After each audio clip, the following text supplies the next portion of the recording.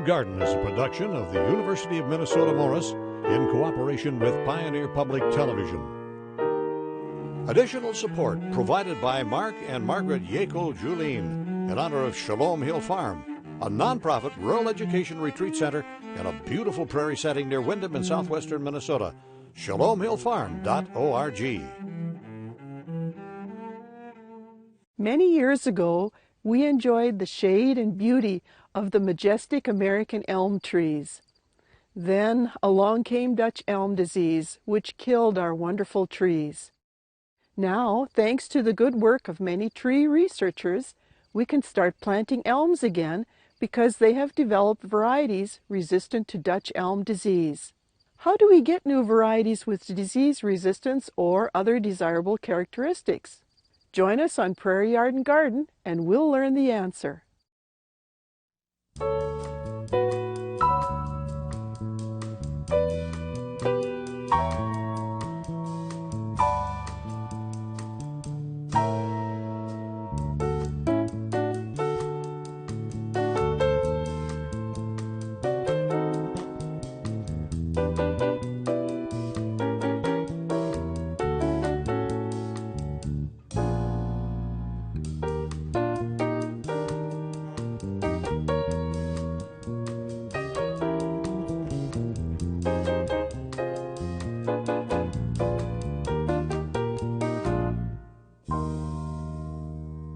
Remember when we were in high school English class and read, "I think that I shall never see a poem as lovely as a tree." Well, that could be my husband saying, as he just loves trees and shrubs. I'm Mary Holm, and today we are visiting with Todd West of North Dakota State University, who not only loves trees and shrubs, but likes the challenge of developing new varieties for this region, too. Welcome to Prairie Yard and Garden. Thank you, Mary. It's a pleasure to be here. Todd, tell us about your background and what you do now. So my background's in horticulture, and I've been around with the nursery industry for quite a while. And I was very excited when a position opened up here at NDSU in 2011 to work for the Woody Plant Improvement Program. Dr. Dale Herman had retired, and they were looking for somebody that could keep this research program going. How long has NDSU been doing plant research, tree and shrub research? Well, that's a really interesting question. There actually is a lot of history involved in that, because NDSU first started in 1890, and the first faculty member that was hired in 1890, he was actually a botanist, and then they assigned him in 1891 to be a horticulture and forestry professor then at the North Dakota Agricultural College and Experimental Station, and he started the first tree research. Now, we are at the research station at Absaraka, and how did this end up coming to be, that the propagation area and everything was here at Absaraka? Sure. Most of the original research started on the Experimental Station campus in Fargo. But as we know, the Red River Valley has a very high clay soil, and it's very difficult to work with, and it doesn't represent the rest of the state very well. And so the horticulture faculty had gotten together and they wanted to find a new location that would be better suited for trials for the rest of the state. And so in the early 70s, an opportunity came up. There was a horticulture student where their parents were looking to sell their farm. And so this is an 80-acre farm, used to be a wheat farm, located obviously near Wheatland by Absaraka. And so they purchased it, and here the soil is a sandy loam. We still have the high pH, so it represents a lot of the state much better than the Red River Valley clay.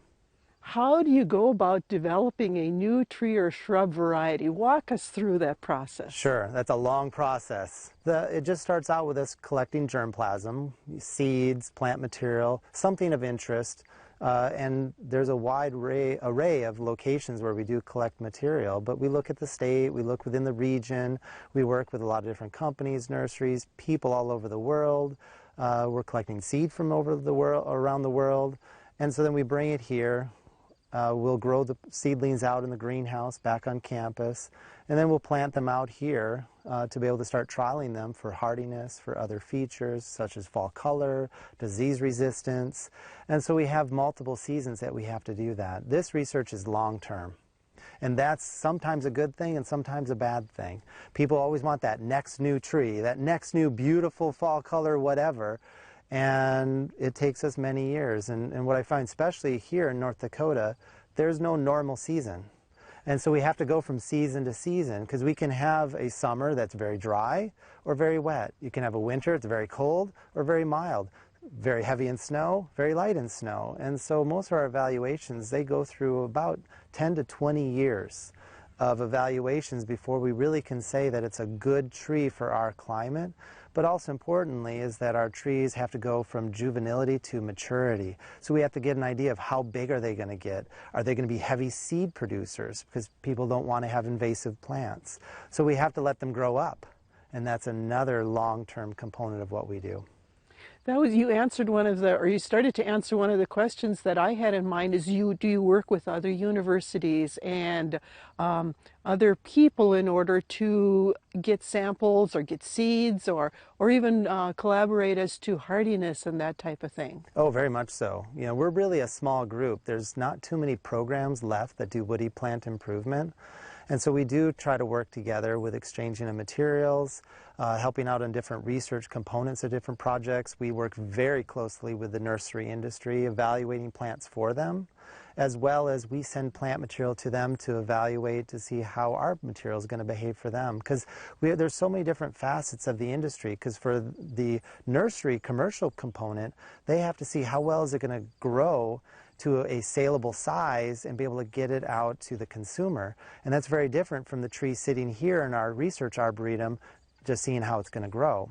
So yeah, we work really closely with a lot of people here within the state, within the region, and even within the world. It seems to me, I remember that years back that there was a tree called Mordack Prairie Gem, and so I assume that that was a working together with Canada and NDSU, is that correct? Correct, and actually quite a few of the releases are in conjunction with numerous people, other universities, and we also work with private individuals, because if they find something that's unique, a really unique tree, you know, it's like right behind us we've got this prairie torch, Buckeye. And so had you found this tree in your yard, we actually would have worked with you to release it. So you would have been a partner with it. And so we work with even just, you know, homeowners.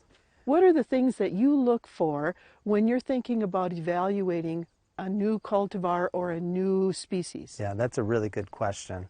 Again, working with the industry, thinking about what's going on with you know, the plantings, because now like with boulevards, we actually are selecting trees that are more upright, more compact. So that way there's less pruning, healthier for the tree, and also cost savings for the community, because then they don't have to come in and prune them as often. So we look at the situation of what they're going to be in. You know, disease and insects are a big one. We know with emerald ash borer, or such as Dutch elm disease, that how can we not necessarily combat that? We really can't combat emerald ash borer, but we can come up with ash replacements. And so we look at species that are underutilized or not very common, and then that's what we look for, is trees that just really haven't been trialed, and see how well they would work. You mentioned germplasm, but what do you mean by germplasm? So germplasm is just kind of the idea of genetics. And it doesn't necessarily have to be seeds, but like, so this research arboretum technically is a germplasm bank. And so we try to collect species and cultivars and varieties and just as much different germplasm that we can, so that the genetic variety is there. And that allows us to then make crosses and be able to either preserve or improve. You know, because like a good example now is that with the Freeman maples, there's some issues with chlorosis, autumn blaze, especially in our high pH.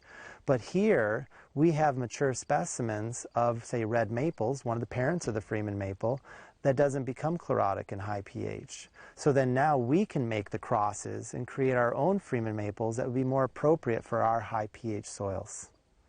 So how many seeds do you start of a particular species to evaluate them? As many as we can, you know, because it's all a number game. You know, especially like for hardiness, if we're looking for a plant that's borderline hardiness, you know, it's just like us. You know, some people can handle the cold, some people can't. We're looking for that one individual that really likes the cold. Then from there, then we can move on to other traits, you know, whether it's flower color, fall color, something like that. But we try to get as many as we can. You know, sometimes you're limited. If you're making your own crosses, you only may have 1, 2, half a dozen seeds. But if we're going out and collecting into, let's say, a native population, we'll try to get as much as we can and be able to line them out. Because we have like a research project now going on with redbud. And so there was, you know, 500 planted out, 1,000 planted out. And then we just try to then pick out, and we slowly reduce that population to key individuals that are showing promise. I have heard the term tissue culture. What is that? And do you use that too in propagation? Oh, sure. Yeah, tissue culture is just that. It's a method of propagation. It's the ability to take a plant and basically grow it what's called aseptically, free of microorganisms. It's in a lab, plants in little jars. And we basically grow them on a growth medium that it's kind of like Jell-O. I always tell people it's like Jell-O. It has all the nutrients, everything that the soil would basically be giving to the plant. And it's just a method that we're allowed to generally upscale the plant number. So most of your plants, the cultivars now in the nursery trade, whether they're perennials or woody plants, have generally gone through a tissue culture phase just to get numbers up. I've also heard that, you know, there's many trees that are grafted. What does that involve? Sure. So grafting is a timeless, you know, kind of method of propagation. It's been around way before the Romans. And so it's just a method of taking a plant portion off from one plant, and then you're attaching it to another part of a plant, generally a seedling. So say like with elm, they would grow out seedlings of elm, and then they would take a bud or a small stem section, cut open the bark on the seedling, attach that portion, whether it's a single bud or a small stem, attach that in at the right time of year, protect it, and then eventually the two callus together. They grow together, and then they become one. And then the top of that seedling, because it's just a regular seedling, there's a lot of genetic variation. We don't know what it's going to become, but basically we're cloning the plant. And then we chop off the top of that seedling and then allow that new plant material, the bud or the stem, to grow up into the new plant. And you'll see that a lot of times on young trees where there'll be kind of a little bit of a kink, an outgrowth, and you'll see this kind of dead stem. There's nothing wrong with your plant. That means it's been grafted, it's been cloned. And you know, nowadays people always consider clones to be a bad thing. And I always do that in my class. I always say, who in here would eat something cloned? And you get kind of hesitation with raising the hand. But then I say, how many of you eaten an apple? And then they all raise their hands. I said, well, you've all eaten something cloned, because all apples are clones. They're all grafted from original tree. You know, so we have Honeycrisp apple. I wish we did, but University of Minnesota does. And so there's one original tree, but all those Honeycrisps can be genetically traced back to that original plant through grafting. Well, you have so many trees here, but I'm thinking in our own yard. How do you protect these? Because we've got deer that just love to munch on our trees. Yeah, and that deer, rabbits, mice, you know, there's a whole realm of insects, varmints, animals that do attack us. Here at our farm, for the research, you know, the entire farm has a big game fence. Now, obviously, that's not going to help you at your home unless you completely fence your home. But there are some precautions that you can do. There are those plastic tube wraps that you can put onto a young tree, especially when the bark is young, to keep off from the rabbits and the deer from really getting at that bark. It also really helps in the wintertime for sun scald problems. And so that way that young bark is protected. Now you should take those plastic wraps off during the growing season, allow the bark to develop normally, and then put them back on in October and ready for the winter time. You know, with a young tree though, the only way for deer is exclusion. I always teach in my class, right plant, right place. And so if you have bad deer problem, you have to pick something that deer don't like. Now, do you trial plant materials at other locations besides just here at Absaraka? We do, and that's a really good question, because obviously here at Absaraka, this doesn't represent the entire state. You know, we're more on the east sides. We tend to be wetter than the west side. Well, tend to be very much wetter than the west side. And so, you know, we do have quite a bit of variation. So there are several research stations where there is plant material, you know, out west, more up north, you know, research station at Langdon, Williston. There was a lot of work being done at Dickinson at one time. And unfortunately with funding, it's very difficult for us to do a lot of the traveling, a lot of the planting, and have on-site maintenance. So it has kind of pulled in a little bit, but we just recently received a grant for a western tree trial, so that allows us to open that part of the state up again. How do you make the determination that, okay, we're going to release this variety? We just try to get input from as many different sources and then say, okay, this makes sense. Like we have a new release that came out last year. It's a Japanese elm. So it's very fortunate you're talking about elms. This one is Dutch elm disease resistant because it's Japanese, but this Japanese elm gets a burgundy fall color instead of the yellow fall color, which is typical of the species. And so with that fall color, the nurseries are really interested, and now we have a big nursery out in Oregon that really wants to start this tree because they're having problems in production of frontier elm. And frontier elm is the only other elm that has that burgundy fall color. So they're hoping that our tree will be the new replacement for them for frontier. When you release a tree, are they patented? Yes and no. Sometimes yes, sometimes no. The plant patent process is long, and it's also very expensive. So if a tree is really special and you want to protect those genetics, then we often do patent the plant, but not always. Okay. How long will a patent last for a plant? Generally 20 years. And that's a good amount of time because we go in and out of plant favor very quickly, and after 20 years, you can renew. So it's just variable. What are some of the varieties that NDSU has released? Sure, there's quite a few because there's 53 actually official releases. So the list is pretty long. Not all are in the nursery trade, and some have kind of come and gone because like Prairie Spire ash, beautiful ash, still used quite a bit in Canada, but is no longer really in our trade, obviously because of emerald ash borer. But there is quite a few. Meadowlark forsythia. It's really nice forsythia for the bud hardiness for the flower buds. Prairie gem pear, like you mentioned earlier. Dakota pinnacle Asian white birch, that's one of our mainstays. Then now also the northern acclaim thornless honey locust, that one is gaining popularity in the trade as well. And we can't forget Prairie Dream paper birch, by far one of the best paper birch.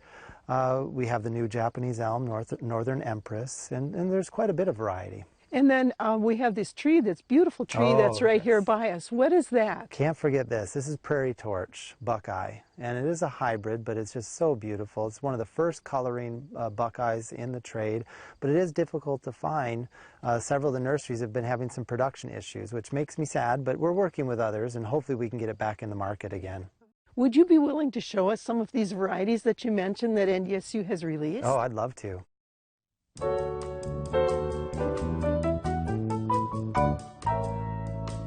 I have a question. I've seen a living fence made out of willows. How do you make one? Well, they're quite easy. They look difficult, but they're really not. When we started making this fence, we started in March.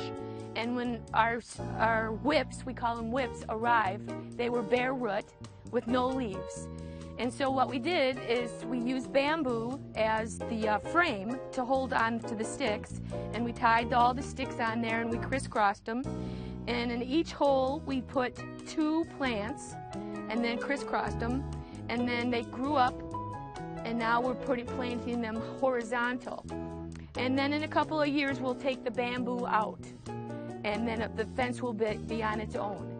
And it's a red Salix flame willow, and in the wintertime all that top will shed its leaves and there'll be red twigs, and it'll be just gorgeous in the wintertime with the snow on it. And so this is just not even a whole season. We had a lot of suckers. We picked all the suckers off, and underneath it we have a mesh that's made out of coconut skin, that hairy part of the coconut, and then there's a mesh in there to keep all the suckers from coming out. Ask the Arboretum Experts has been brought to you by the Minnesota Landscape Arboretum in Chanhassen, dedicated to enriching lives through the appreciation and knowledge of plants. So here we are at the Prairie Dream paper birch. This is actually the original tree from 1974 and has done amazingly well. And the reason is that it was selected out of a native population here in North Dakota in a dry area. And so paper birch is typically known to need cool, moist soil, a lot of moisture.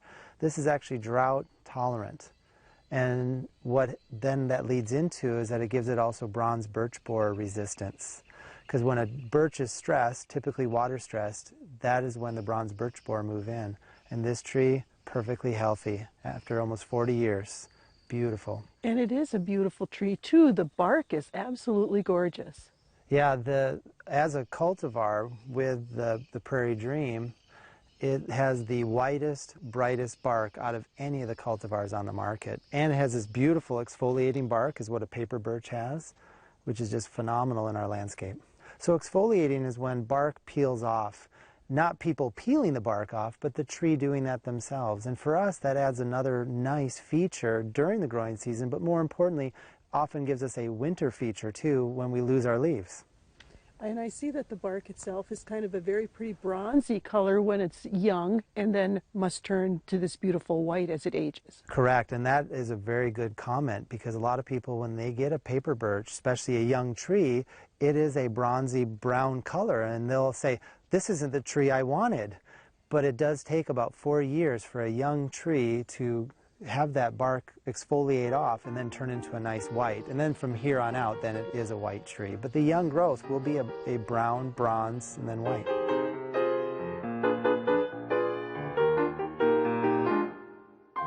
Todd, what are some of the things that you're working on, or some of the releases that you might be working on for the future? Sure. So here's one that we're standing by now. This is a Tiantian birch. It's a birch that most people have never heard of. It was introduced more in the early 90s, but then kind of just faded away because there was really nothing that special about it. But for us, it turned out to be very special. In 2012, we had severe drought, and we lost a good number of the birch from our collection due to water stress. And this tree here, beautiful bright green, even during drought. So showing to be drought tolerant, drought resistant, but then also that goes into the bronze birch borer resistant as well. And so doing beautifully. Outstanding foliage in the summer, great golden fall color, beautiful exfoliating bark with varying colors, and a great upright pyramidal form. This one might be more important as we deal with maybe climate change and more droughty conditions. Exactly, because in the urban environment, which North Dakota is becoming more urbanized, and even in this whole region, as urbanization happens, the soil tends to be drier, and like you said, with climate change, erratic patterns, and we do need to have more diversity and more plants that are more suitable and be able to tolerate that.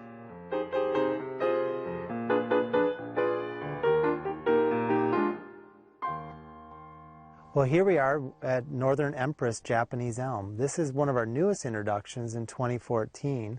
And as we stated earlier, Japanese elm is Dutch elm disease resistant, which is a must now. It also produces very little seed, again, which is really important for the industry because we don't want to have invasiveness, because of the problem with Siberian elm. But with this Japanese elm, the species typically gets a yellow fall color. This one gets a burgundy fall color. And it actually starts out as this lighter color and kind of an apricot, and then it will fade into a really nice burgundy color later on. And just a smaller stature tree, gets about 30 foot tall, nice rounded crown, perfect for a yard and possibly for a boulevard. We'll have to wait and see on the trials with that. But what they're finding is that there's one other cultivar that has a purple fall color for elm, and that's Frontier, which is not hardy for us in our region. So this will be a nice addition to the colors for the landscape with the elm, because we do have kind of the rise of the elm again coming back with all the breeding work and the selections that have been done for the Dutch elm disease resistant, because we do have another elm that is becoming very popular, is Prairie Expedition elm. And that is a Dutch elm disease straight American elm. And that was selected just south of Fargo along the Wild Rice River. And so doing very well in the nursery trade and does very well out in the boulevards and in people's yards, but a nice big American elm.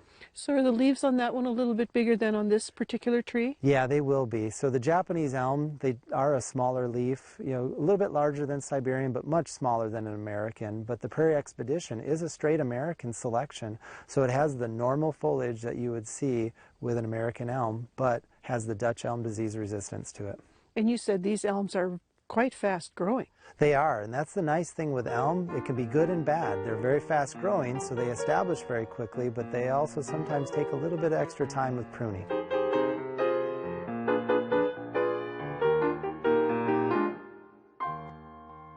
This looks like a honey locust. You are correct. This is a honey locust, but more importantly, it's a thornless honey locust, because that is a major important factor. But this is Northern Acclaim thornless honey locust. It's one that's been in the trade for a while, doing very well, readily available, and by far it is one of the hardiest of all of the cultivars that have been trialed. Hardy Zone 3B, where we do get winter damage with the other cultivars. And with the honey locust, one of the problems that we have is the seed pods. The seed pods are quite large, can be very messy with mowing and cleanup, and so you really want to select one that is seedless. And Northern Acclaim is seedless and still gets a beautiful golden fall color, which is just starting to develop now. But the nice thing about honey locusts in general is that they're turf friendly, because you get a very dappled shade, and so it allows a lot of light to come through, so you get a really good turf with them. So it doesn't kill all of the grass underneath. Exactly. You can have a really nice, high-quality grass under here. Also, in like a patio type setting, you get a nice medium shade and just really nice, enjoyable tree. Okay, well, let's keep on. All right, let's go. Here we are at our last tree that we're going to look at. This is Acer triflorum, and the release is Orange Aglow 3-flower maple.